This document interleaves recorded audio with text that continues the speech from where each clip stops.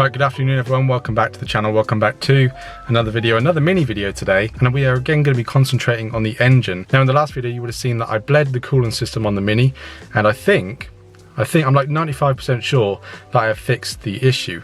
Now, all well and good that the car is not overheating anymore, it doesn't seem to be losing coolant anymore, that's fantastic, but it does beg the question as to, before I got the car, where did the coolant go in the first place for this car to get an air lock-in system? Now, for the air to have made its way into the system, coolant must have come out of the car somewhere, somehow, not entirely sure. I really should have asked for the backstory a bit more on this car. I don't know if they had some work done on it and lost the coolant and it wasn't bled properly. I don't know if they had a leak, got it fixed, wasn't bled properly. I'm not 100% sure on what happened with it. So today what I'm going to do is I'm going to do a coolant pressure test. If there's any leaks on the car that I can't see, because when the engine's running and the engine's getting hot, those small little leaks may be evaporating and I can't see them. So I'm going to do it while the engine's cold, while the engine is off. I've got a coolant pressure tester that I'm going to hook up to the car. I'll leave it pressurized for a little while to see if there's any leaks. I'm also going to remove all 4 spark plugs to see if I can find any coolant leaking into the cylinders. I'll leave it on there for a little while and see if the pressure drops or see if we have any leaks. So without further ado, let's get cracking. Let's go ahead and remove the spark plugs on this car, get the pressure tester hooked up, and we'll see if this car has got any leaks.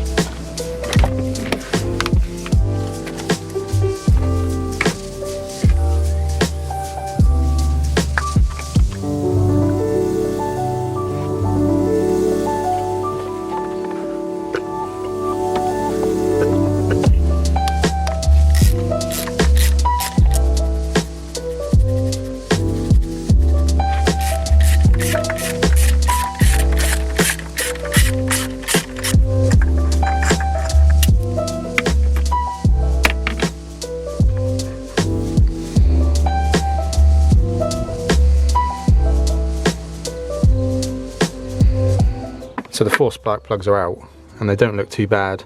I don't really know what I'm looking for in terms of the spark plugs, but the main reason for taking them out was so that I can see down inside the cylinders. I'm just using the torch to sort of shine down in there.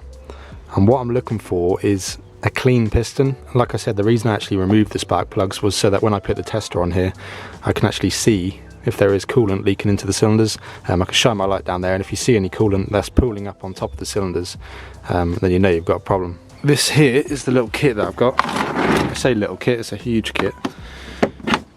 And it's got a pressure like pump up here, just like a normal hand pump. And then down here it's got all the attachments for lots of different vehicles. This is a universal kit, so it covers most things. This is the one that we need for the Mini, the third one in. It looks just like that. This is just going to go ahead and replace our pressurized cap right there. Screw that on. Clip the pump onto this bit, pump it up. I think the system usually operates at about 13 to 14 psi. We'll pump it up to that and see if we have any leaks anywhere, especially if we have any leaks in the cylinders.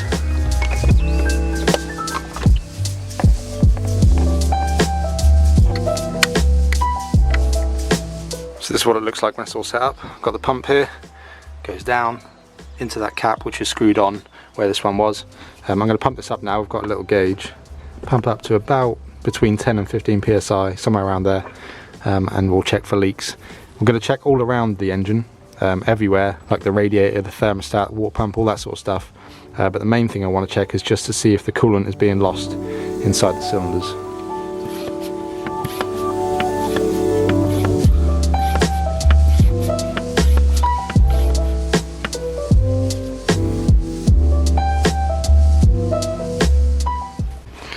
So I'm just looking about. Can't hear anything as of yet. Usually you'd hear sort of a little trickle or something. Can't see any going into the cylinders either, which is good. I know you can't see on the camera down there, but I'm shining a torch down and looking myself, and there's no water. The pistons are all carbonated, which is good. I know you wouldn't think that's good, but if they're clean, then usually the coolant has been cleaning them, or the steam will. But these look dirty and I can't see anything leaking out.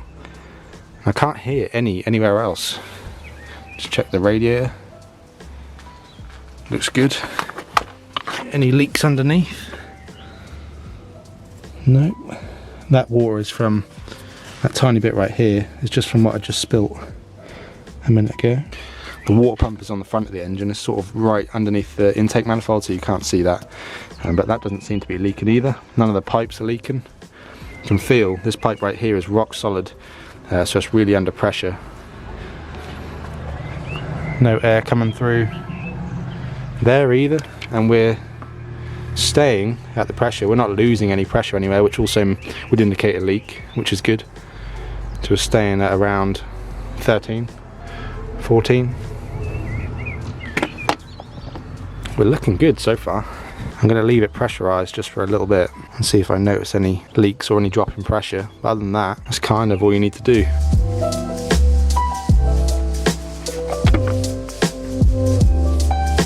So we are around 10 minutes in, and the pressure on the tool has not dropped whatsoever. Also, I've checked all 4 cylinders again.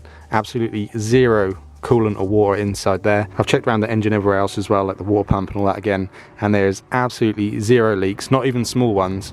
So the coolant system to me looks like it is a-okay, and the head gasket also to me looks like it's a-okay as well.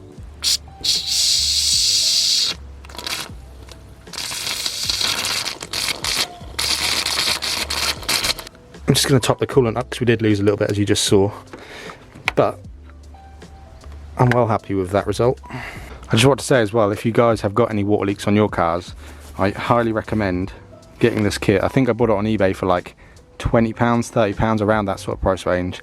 If you just search for coolant pressure tester and look for the one that's got this picture, it's got all the adapters. It's got ones for Ford. I don't think it says them on them, does it? No, but you just have to sort of have a look. But it covers most things as well as the Mini. So if you're doing it on a Mini, that is the guy right there. I think this one's the one for Fords because I've used it on my Focus before. But great little kit. Highly recommend getting one of them. Served me well the 3 or 4 times that I've used it. Right, I just need to get all this back together. I'm going to stick the spark plugs back in where they came from, put all the wires and that back on, and I'm just going to check a few other things, or just show you how to check a few other things, just in case you've got a suspected head gasket as well.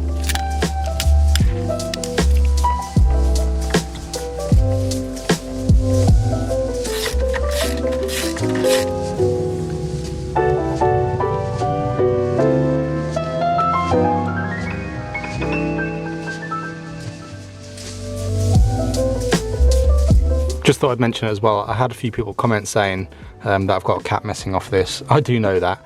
I've ordered one off eBay, I think, and that should be here in the next few days, so don't worry about that too much.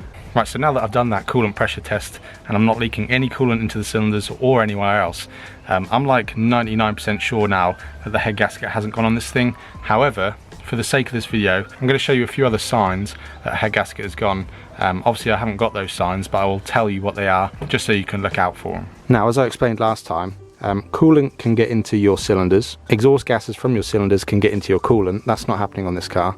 But also oil can mix with the water, or water can mix with the oil. So you will sometimes find that floating on top of the water inside the expansion tank will be like little droplets of oil. Oil and water don't mix, so they will be separated. They won't be mixed in together. There'll be little like brown beads, almost like little water droplets of oil on top of your coolant. That's one major thing to look out for. And the other thing is, if you take off the oil cap on your car, a lot of the times you'll have like white liquid around the cap, but also there'll be white liquid all inside the engine as well. Sometimes a little bit of moisture from short journeys can cause a little bit of a build-up of mayonnaise looking liquid on here. That's nothing to worry about, but if it's all inside your engine and on your dipstick and all that sort of stuff, then you've got some serious problems. But this car, again, in that area is absolutely fine. That's not a problem whatsoever. I'll show you the dipstick. Oil on that. Little focus. Oil on there. Looks nice. A little bit brown, a little bit dark, but not mayonnaisey or yellow in the slightest, so that's good. This engine also does not misfire. It doesn't run weird at all. It runs nice and smooth, as you guys have already seen. Also, another thing to look out for, if you are leaking coolant into your cylinders and the engine is burning it off, you will get steam coming out of the back of the exhaust, which again, this car doesn't have. So this car doesn't have any symptoms of head gasket other than it was overheating, but I think that was down to an air lock in the system, as you saw in the last video. So for the head gasket tests, this one checks out absolutely fine.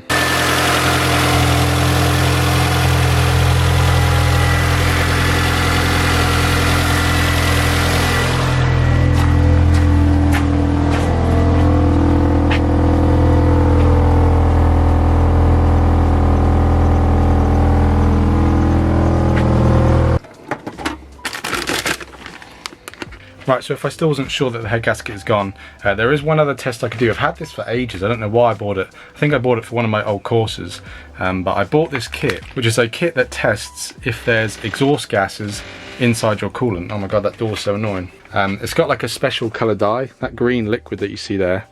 See that? You put that on a bit of wool and put it inside this yellow tester.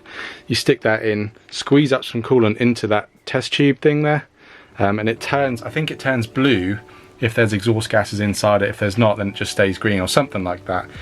So if you really want to, you could use this. If you guys want to see me do that, then I may do it. But like I said, I'm like 99% sure that there's nothing wrong with my head gasket. I haven't got any of the signs, so I'm not going to bother doing that because it's a bit of extra work that I don't need. However, we're going to move away from the head gasket stuff just for a minute, because I actually got some parts for the Mini, just some small little bits and pieces that are going to improve the aesthetic look of it. They're not like modifications, but they're replacement bits for some of the bits that are broken on the car. Now if you watched the first video where I sort of did a walk around, the front grille is broken. I think the previous owner drove into like a pole or something, so the front bumper is broken, but also the grille is broken as well. So I've ordered another one of them. It's just on the sofa there behind me.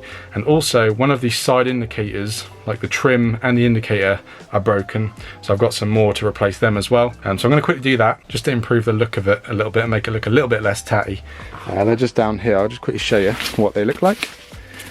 It is literally just a front grille. This is a used grille because you know, it's cheaper, but it's in pretty good condition. There's no real major marks or stone chips on it. It's in pretty good condition. And then I've got two side repeater trim thingamajiggies to go either side. Now the ones that are on the car at the minute are silver, and these ones, as you can tell, are just like grey plastic, but it's not a big deal. We can always paint them in the future if we don't like them, but these are going to go on as well. I've got one for each side. So let's go ahead and get these things changed out real quick.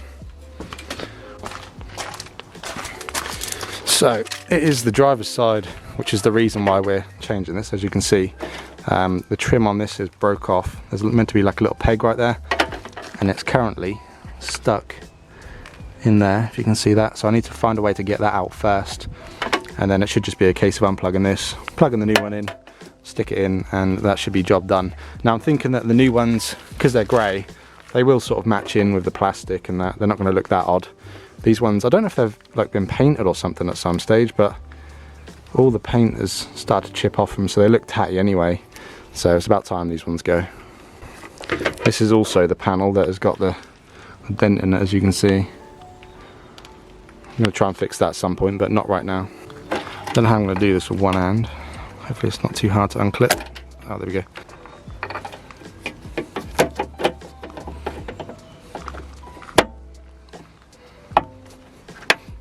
Alright, there we go. That was nice and easy. Actually matches in quite well. I actually prefer that to the silver look. As you can see, the grey actually looks a little bit smarter and a little bit cleaner. Alright, I'm going to do the other side.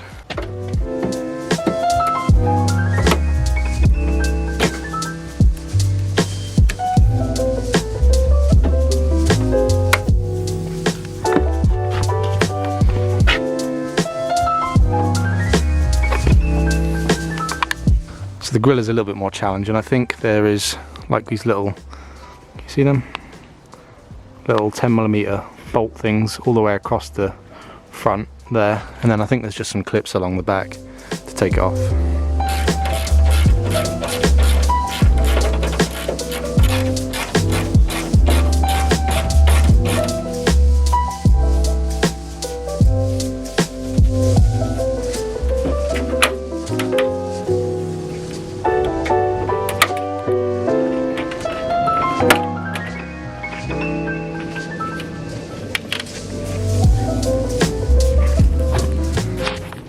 So you can see where this got bent. I don't know if you can see the line there, it's bent there. And I think it's bent here as well, where this little tab is. These ones are nice and straight. And then that one sort of bends in and under, if you can see. That one bends in a bit, whereas those ones bend out more than anything. So I'm going to just try and bend some of this back into shape a little bit, and then we'll go ahead and fit the new one.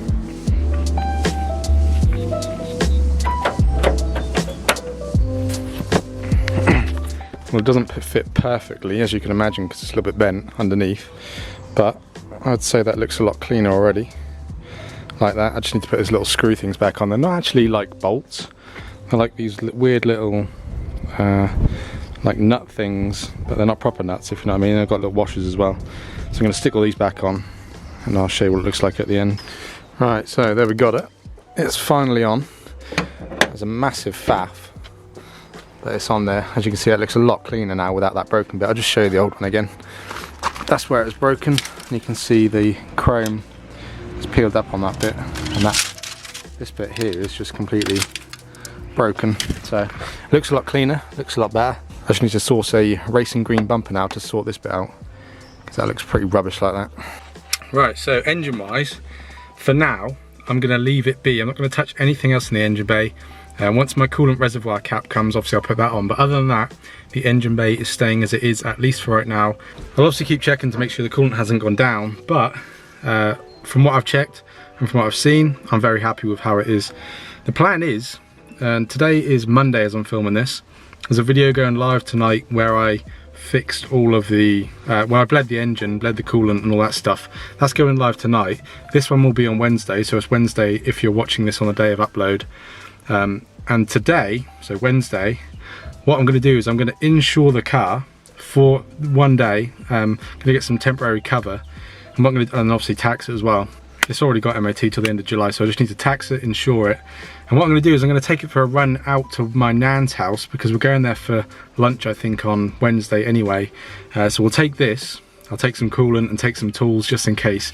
But we'll take it for a run, we'll see how we get on. I'll keep an eye on the temperature and all that stuff, keep an eye on the coolant, check it when I get there. And providing everything turns out okay in that trip, I'll call the engine done. Now, there's a couple of other things I just want to show you that are wrong with the car. I don't think I mentioned these things when I did the first video. So I've got the key here, and I'm just going to show you the first things in the interior. So if I put the key in the ignition, right, the driver's window goes down. These are the switches just down here. Driver's window is this one. Yeah, that works absolutely fine. You can see going up and down, not a problem. Whereas the passenger one doesn't do anything. You can hear a relay clicking. I don't know if you can hear this. There's a little clicking happening in the door somewhere, but the window doesn't open, and so I think the motor in it's gone. I've already ordered one, so that's going to be another job that I fix at some point. Door card will come off and we'll just swap the motor out, because I'm pretty sure that that's what's wrong with it. And the other thing is a suspension component. It needs a tie rod end on the driver's side. The wheel is really wobbly and the tread on the tyre has worn really unevenly, so I want to address that, and we'll stick a new tyre on the driver's side as well. I'll probably get that done tomorrow, I'd imagine. I'll swing by Euro Car Parts, grab a tie rod, and then take the wheel somewhere as well and get a tyre put on that. I took some footage of that the other day, so I'll quickly just insert that now.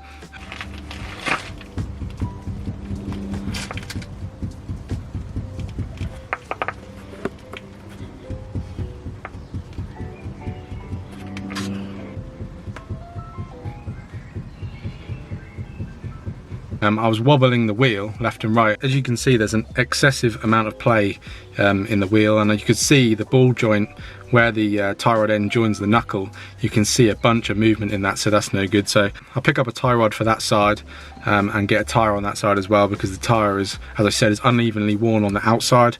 So I'll sort that out as well. But I don't think there's anything else. I don't think there's anything else that I've forgotten that I know about.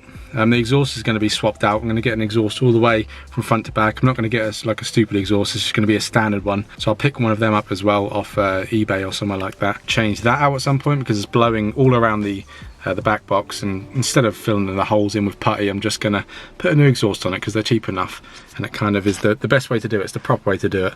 The putty is more of a bodge job than anything, so I'll sort that out as well. I'll quickly show you that actually, because that's easy to see.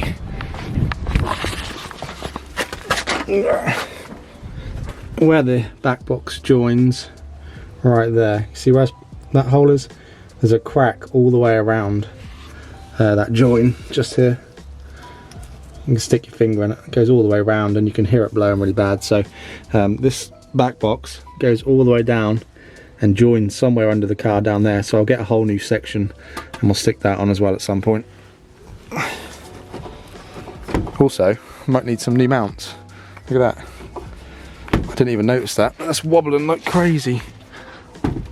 Yeah, I'm gonna have to get a new mount as well. We did this on my dad's car. I don't know if you can see in there. That orange mount up there. Look how much movement's in that. So I'll get another couple of them as well. That is really bad, look.